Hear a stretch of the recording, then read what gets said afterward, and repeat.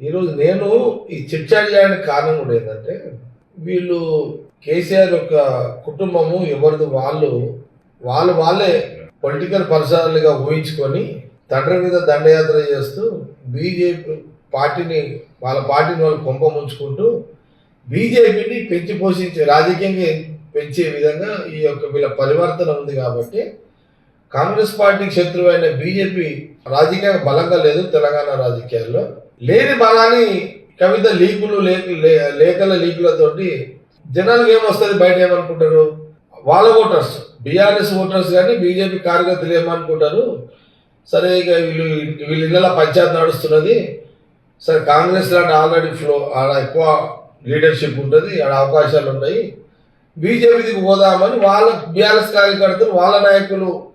అనుకొని అటు దిక్కుపోయే ప్రమాదం ఉంటుంది. అట్లా బీజేపీకి ఎదుగుదల వచ్చే అవకాశం ఉంటుంది అనే ఆలోచనలు. మాకు వచ్చే మా నష్టం ఏంటంటే మాకు నష్టం కాదు,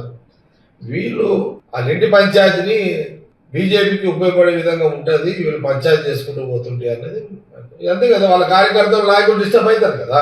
బీఆర్ఎస్ కార్యకర్తలు నాయకులు డిస్టర్బ్ అయ్యి వీళ్ళు కొట్లాడుకుంటున్నారు, వీళ్ళంతా ఏది పంచాయతీ అనేది మనకు అని వాళ్ళు మాకు కొంపలు మూస్తారని వాళ్ళు అనుకొని, వాళ్ళ కార్యకర్తలు లీడర్స్ అనుకొని బీజేపీకి పోదాము టైం చూసుకొని అనే ఒక